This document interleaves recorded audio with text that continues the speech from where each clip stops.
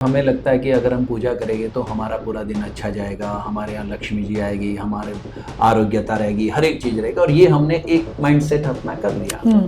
और फिर कल हमें पता चलता है कि नहीं यार, ऐसा तो सब कुछ नहीं हो नहीं रहा है। पूजा करनी चाहिए, बिल्कुल करनी चाहिए, रोज करनी चाहिए। किस लिए करनी चाहिए? अपनी आचरण शुद्धता के लिए। ईश्वर हमारी माँ है, पिता है, सब कुछ वही है और हम बस भिखारी की तरह बार बार बस माँ मुरादे पूरी कर ले, हलवा बांटूंगी। वो भगवान भी क्या, जिसे पता ही नहीं हम कि हमें क्या चाहिए। करेक्ट। तो सबसे पहली बात यह है कि मांगना अपने आप में भगवान पर विश्वास न करना है। आपको मंदिर को ऐसा देखना होगा कि मंदिर में जो बैठे हुए भगवान है वो हमारे घर के मेंबर है।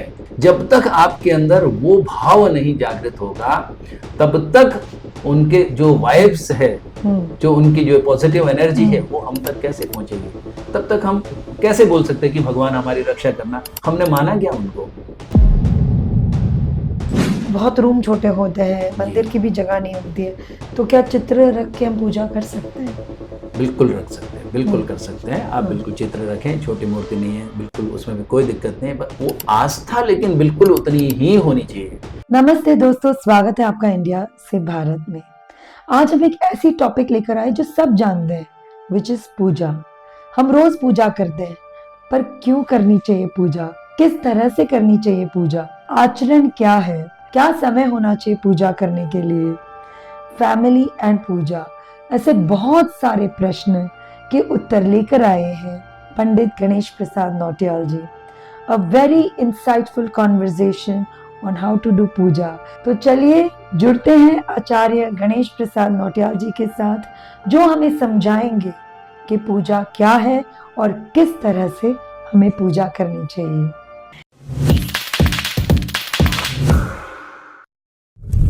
नमस्ते, फिर से स्वागत है पंडित जी आपका इंडिया से भारत में। हमने बहुत सारी बातें की दिवाली के ऊपर लास्ट पॉडकास्ट में, काफी अच्छा रिस्पांस मिला। तो एक व्यूअर ने हमसे पूछा कि दिनचर्या में, हमारी जो रेगुलर दिनचर्या है उसमें पूजा किस तरह से करनी चाहिए? हर दिन एक ही पूजा होनी चाहिए या अलग अलग पूजा होनी चाहिए? So I found this topic to be very interesting. तो मैंने कहा who can be the better person than you. तो आज का हमारा विषय यही होगा कि हम पूजा पाठ जो करते हैं, ये सबसे पहले what is the importance of puja path और किस तरह से हमें करनी चाहिए, उसके बारे में कुछ बताइए। बहुत अच्छा टॉपिक लेके आए आज आप। निश्चित रूप से इस विषय में हम चर्चा करेंगे। देखिए, मैं सबसे पहले तो ये कहूँगा कि कोई भी कार्य जब हम करते हैं तो उसके पीछे कुछ ना कुछ हेतु जरूर होता है और जब वो हेतु पूरा नहीं होता है तो कदाचित हम उस कार्य को छोड़ भी देते हैं। लेकिन हमारा जो पूजा पाठ वाला जो कार्य है वो जब हम हेतु के साथ करते हैं तो फिर वो कहीं ना कहीं हमारा विश्वास उसमें कम होता है।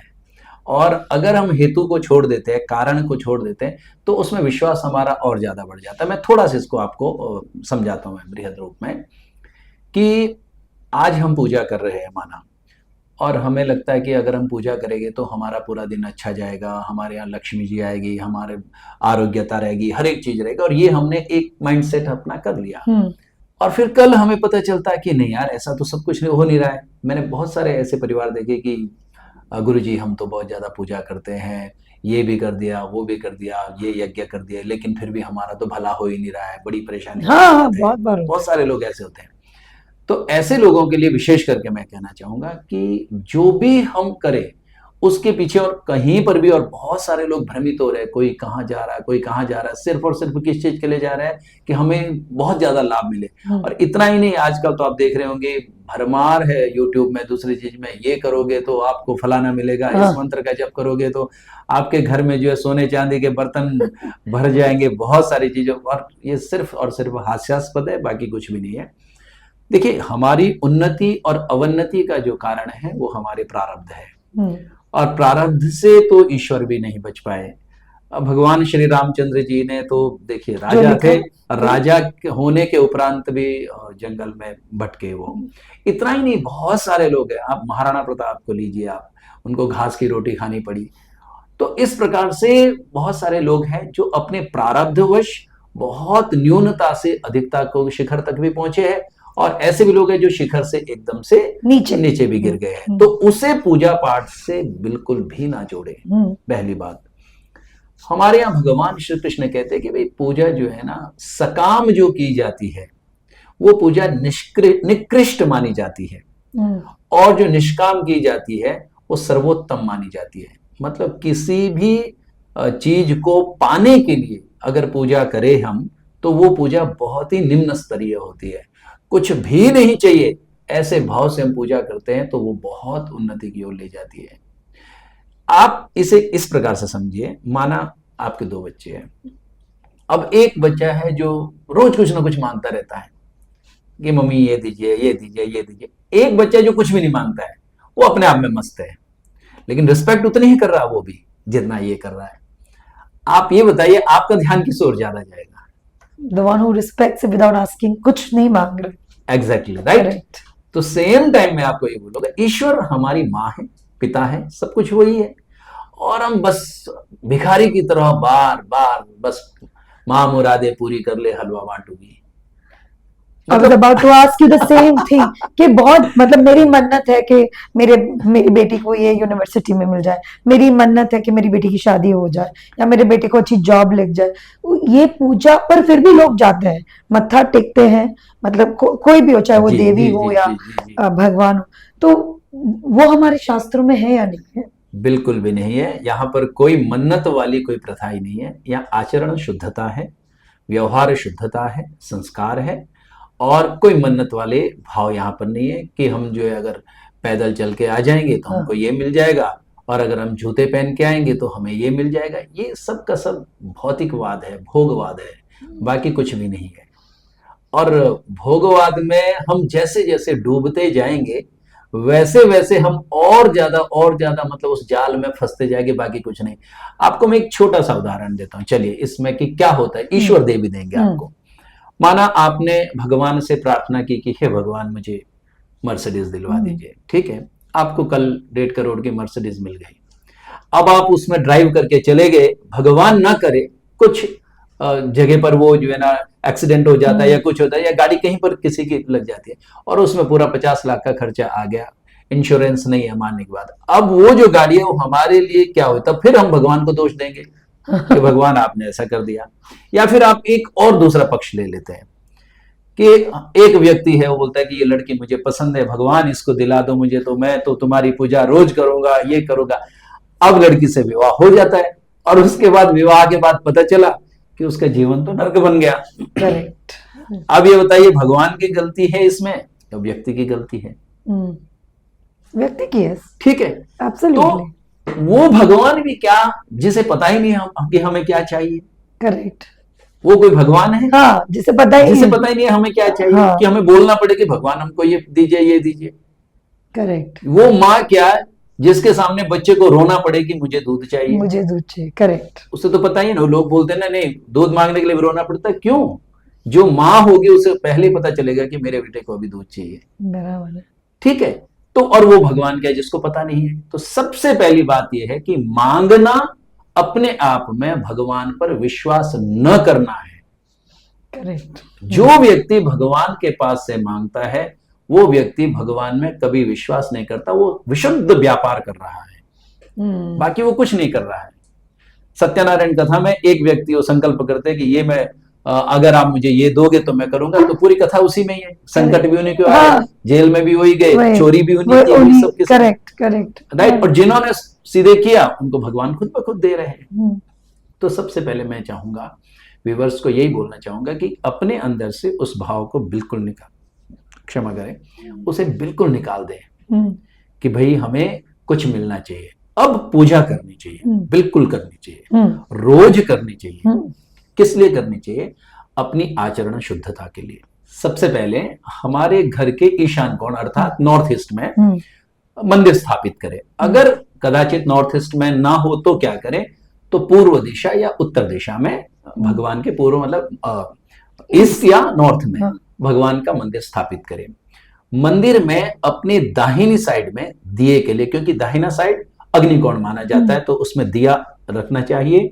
और सबसे पहले दाएं भाग से हमको शुरू करना, वहां पर गणपति की छोटी मूर्ति रखें, उसके बाद में लक्ष्मी जी की छोटी मूर्ति रखें। दो ये मूल रूप से मूर्तियां आपको रखनी है। उसके बाद अगर आप वैष्णव है तो भगवान कृष्ण जी की, लड्डू गोपाल की रखें। अगर आप शैव है तो भगवान शिवलिंग रखें या शिव पार्वती रखें। अगर आप शाक्त हैं तो फिर आप माँ दुर्गा को रखें, दुर्गा को रखें बीच में।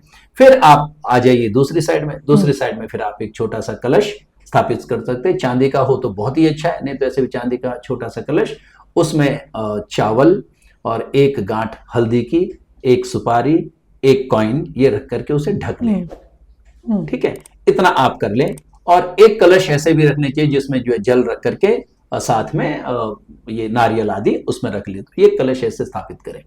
इसे स्थापित करके रोज सुबह जरूर धूप जलाएं और अगरबत्ती बिल्कुल भी ना जलाएं, ये इस बात का विशेष ध्यान रखें। अच्छा, धूप क्या फर्क है अगरबत्ती और धूप में? जी जी जी, तो देखिए हमारे यहाँ अगरबत्ती ऐसा शब्द नहीं लिखा हुआ है शास्त्रों में, लिखा है वंश वृक्ष। बांस जो कहते हैं, बांस वंश से लिया गया, तो वंश, बांस को जलाने पर पितृदोष लगता है ऐसे कहते हैं। लेकिन आज विज्ञान ने भी ये चीज बताई हमको कि बांस को जलाने से जो धुआं हमारे अंदर जाता है वो सिगरेट से भी ज्यादा खतरनाक है। बिल्कुल, ये तो आज है, ऐसा नहीं है, करेक्ट, लिखा हुआ है आज के डेट में। और जो अगरबत्ती है उसमें बांस की लकड़ियों का प्रयोग किया जाता है। करेक्ट, बांबू स्टिक, ठीक है। और दूसरा उसमें सेंट आदि का भी प्रयोग उसमें किया जाता है, तो वो हमारे स्वास्थ्य के लिए बहुत हानिकारक है।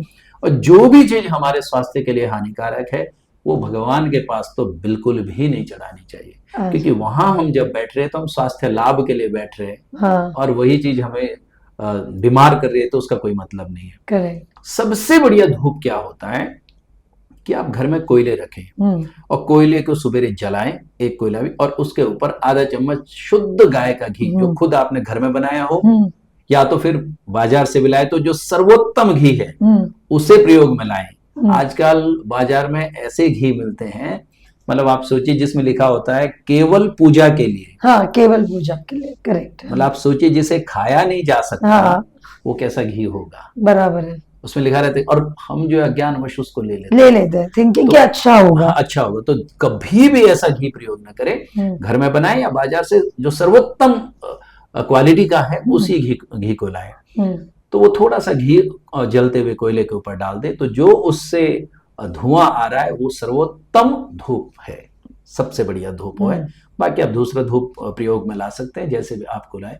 तो दिया जलाएं शुद्ध घी का, धूप जलाएं, अगर पुष्प है तो 5 से 7 पुष्प सब जगह। बहुत ज्यादा फोटो बिल्कुल भी घर में, मंदिर में नहीं रखनी चाहिए। फोटो डबल भी रखते हैं ना? नहीं, डबल बिल्कुल नहीं रखनी चाहिए। डबल में तब रख सकते हैं कि एक आपने मूर्ति रख ली और एक आपने पीछे चित्र रखे, बस इस उसमें। लेकिन आपने, और जितने ज्यादा भगवान आप मंदिर में रखेंगे आपके मंदिर का जो दोष है उतना ही बढ़ता जाएगा। तो आपको बहुत ज्यादा बिल्कुल नहीं रखना। इससे क्या होता है मंदिर दोष बढ़ने? मतलब देखिए, अभी बात यह है कि आपकी गणपति के प्रति भावना है। आपके पास एक गणपति है, अब दूसरे भी है, तो आप 2 में कैसे अपने भावनाओं को विभाजित करेंगे? ओके, एक बात है। तो घर में ये कहा गया कि अगर 2 गणपति है, एक को पूज रहे, दूसरे को पूजते, तो घर में जो बुद्धि है वो द्विधापन में चली जाती है। हर व्यक्ति जो ना अपने अपने मन के हिसाब से चलने वाले हो जाते हैं। हर व्यक्ति, मतलब कोई उस घर में, जिसे कह सकते हैं कि मुखिया होता ही नहीं है। तो कोई बोलेगा मुझे ये पसंद है, दूसरा बोलेगा मुझे ये पसंद है। तो जो आपका मंदिर है वो आपके घर को रिप्रेजेंट करता है, पूरे का पूरा मंदिर। तो मंदिर भी वैसे ही होना चाहिए, जो एक है तो वहां पर एक। आपके पास दूसरे गणपति चाहिए तो आप, जो आपके लड़का है उनके जहां पढ़ाई कर रहा है लड़का, वहां पर रख ले, उसमें कोई बुराई नहीं है। लेकिन मंदिर में एक देवता का एक ही प्रतिरूप होना चाहिए। ठीक है। अब पूजा सुबेरे उठ करके एकदम जो कम से कम छोटा मूल मंत्र है उसे आप ले सकते हैं। जैसे गणपति है तो ओम गंग गणपतये नमः, इस हिसाब से ले सकते हैं आप। माँ की कर रहे तो ओम ऐं ह्रीं क्लीं चामुंडाय विच्चे, ये आप ले सकते हैं, इससे आप कर सकते हैं। और भगवान विष्णु की तो ओम नमो भगवते वासुदेवाय। मतलब आपको जो भी उच्चारण करना एकदम शुद्ध हो। ऐसा मतलब ऐसा नहीं है कि आप बहुत सारी चीजें पढ़ रहे हो लेकिन उसमें सब अशुद्ध पढ़ते जा रहे हैं। हमारे यहाँ लिखा है कि एकः शब्दः सुप्रयुज्ञातः हम्म इहलोके स्वर्गे च कामदुग् भवति। हम्म मतलब एक ही शब्द को अगर आप बार बार अच्छे ढंग से प्रोनाउंस कर रहे हैं तो वो इनफ है, मतलब आपको इस या लोक के लिए भी और उस लोक के लिए भी। मतलब जरूरी नहीं कि बहुत मंत्र के ऊपर बिल्कुल भी जरूरत नहीं है। उच्चारण पर बहुत उच्चारण, ध्वनि हाँ वो वाइब क्रिएट करती है। जी आपने बात की आचरण के लिए करना चाहिए, तो उसको थोड़ा डिटेल में जी, समझाएंगे मैं क्या? उसी ओर आ रहा हूं, है ना। हम्म तो दूसरा लिखा कि अमंत्रम अक्षरम नास्ति, हम्म मतलब कोई भी ऐसा अक्षर नहीं है जिसमें मंत्र नहीं है। नास्ति मूलम अनौषधम, और कोई भी ऐसा वृक्ष नहीं है जिसमें औषधि नहीं है, क्या हर बात। रेक में है। तो हम्म इसलिए हमको खाली जानना चाहिए, ठीक है। अब आचरण शुद्धता कैसी हम्म होती है? जब हम मंदिर में जाते हैं, हमने तिलक लगाया, हम्म हमने मौली धागा बांधा, तो तिलक लगाते ही हमारा जो आचरण है ऐसे हो जाता है कि हम बाहर जब जाएंगे तो हम अनावश्यक गलत जगह में खुद ही नहीं बैठेंगे यार, हम एक धार्मिक प्रवृत्ति हमारे अंदर अंदर आ जाती है। जब हम पूजा कर रहे हैं, हम राम की पूजा कर रहे हैं, तो हमारे अंदर रावणत्व तो नहीं आएगा, करेक्ट, ठीक है। एब्सोल्युटली। जिस घर के जो बच्चे हैं रोज अपने मंदिर में हाथ जोड़ के बाहर जा रहे हैं, किसी पर हाथ क्यों उठाएगा? क्यों हाँ किसी के ऊपर हाथ उठाएगा, कहीं झगड़े झगड़े लग हाँ जाएगा। इसी बहाने शाम को जरूर हो सके तो सभी पूरा परिवार एकत्रित होकर आरती जरूर साथ में करें, जो कि हमारा पहले चला रहा था। तो आज के उसमें तो बहुत कम जगह ऐसा होता है, लेकिन जरूर करनी चाहिए। मैं आपको बता दूं, जिस घर में रोज सब लोग आरती एक साथ में करते हैं, भोजन एक साथ में करते हैं, उस घर में कभी भी किसी भी प्रकार की विपत्ति नहीं आ सकती है। मैं बिल्कुल ऐसे नहीं बोल रहा हूं, लोग करके देखें, खाली 3 महीने रोज आरती शाम को एक साथ में करें। पर बॉम्बे ऐसा शहर है, या मैं बोलती हूँ महानगर जी हमारे जो है भारत देश में, वहां पर टाइम इज एन इशू। मतलब जैसे पकड़ लीजिए, मेरे हस्बैंड है या मेरे ससुर जी हैं, वो आते आते ही उनको 8-9 बज जाते हैं, बिकॉज दे आर वर्किंग। तो ऐसे सिचुएशन में कैसे हम एक साथ में आरती कर सकते हैं? देखिए, ऐसा है, अगर इस प्रकार की कोई बात है तो हाँ कम से कम ऐसे करें, फिर सुबह अगर पॉसिबल है तो सुबह कर ले एक साथ में। अगर वैसा भी नहीं तो कम से कम हफ्ते में 1 दिन 2 दिन जब हम सब साथ में हैं तब तो साथ में। हमने तो कई बार ऐसा देखा है कि एक व्यक्ति पूजा कर रहे, धूप जला रहे, बाकी लोग अपने मोबाइल में बैठे हुए हैं, घर में सब बैठे हुए, लेकिन सब अपने मोबाइल में है, और एक गृहिणी है या कोई दूसरे है, वो अपने भाई चलो दिया तो दे दो, अब वो दिया जो है जला रहे, तो मतलब खाली जला रहे, बस दिया वहां पर जल रहा, हमारी कोई श्रद्धा नहीं है। आपको मंदिर को ऐसा देखना होगा कि मंदिर में जो बैठे हुए भगवान है वो हमारे घर के मेंबर है। जब तक आपके अंदर वो भाव नहीं जागृत होगा, तब तक उनके जो वाइब्स है, जो उनकी जो पॉजिटिव एनर्जी है, वो हम तक कैसे पहुंचेगी? तब तक हम कैसे बोल सकते हैं कि भगवान हमारी रक्षा करना? हमने माना क्या उनको? करेक्ट, हमें उसको रिस्पेक्ट भी नहीं दे रहे। हमें व्यापार नहीं करना उनके साथ। भगवान हम आपको आप ये दे रहे तो आप मुझे ये दो, कुछ नहीं। आप हमारे घर के मेंबर हैं और हम आपके साथ हैं, हे ईश्वर हमारे साथ रहना। घर से बाहर जब भी जाए तो मंदिर में बोल के जाए, हे प्रभु मैं जा रहा हूं और मैं बस जल्दी आ जाऊंगा आपके दर्शन के लिए। और जब घर में आए तो सबसे पहले मंदिर में हाथ जोड़े, हाथ पांव धोए और मंदिर में हाथ जोड़े सबसे पहले। और बस थोड़ा सा आचरण इस तरह से शुद्धता करनी। आप देखिए कि खुद ही व्यक्ति जब बाहर से आएगा और भगवान के पास चरण रखो तो ऐसी जगह से तो नहीं आएगा। अगर कोई व्यक्ति गलत जगह से आएगा तो मंदिर तक पहुंच ही नहीं पाएगा, तो उसके आचरण शुद्धता खुद ब खुद होने लग जाएगी। एब्सोल्युटली, जब बोल के ही जाता है कि मैं वापस आऊंगा तो अपने आप आचरण, अपने आप। और फिर आप खाली वैसे देख ले करके कि भगवान से बोल करके जाए और वापस आकर के भगवान से मिले कि हे प्रभु मैं आ गया हूं, खाली करके देखे। मैं आपको बता रहा हूं कि विद इन 3 मंथ जीवन में कितना परिवर्तन आ जाएगा, कितना परिवर्तन आ जाएगा। वास्तव में क्या है कि हम विश्वास ही नहीं करते, चाहते हम बहुत सारा है और उन पर छोड़ दो कि हे ईश्वर। और कभी मंदिर में भी हाथ जोड़े तो बोले हे ईश्वर मुझे नहीं मालूम मेरे लिए क्या सही है क्या गलत है, अज्ञानवश हो सकता है मैं ऐसी चीज मांग लूं जो मेरे लिए सही नहीं है। हो सकता है, ठीक है। आपको बहुत अच्छी तरह से पता है, तो जो आपको अच्छा लगे, हे प्रभु आप वो मुझे दीजिए और मेरे लिए उतना ही काफी है, बस। तो हमें जो है ना अपने आप को सिखाने की आवश्यकता नहीं है। खुद ब खुद ये जो हमारे छोटे छोटे क्रियाकलाप है ना, ये हमारे अंदर इतनी ऊर्जा ले आ लेते हैं कि हम खुद ही आचरण शुद्ध होने लग जाते हैं, खुद ब खुद होने लग जाते हैं। Very well said.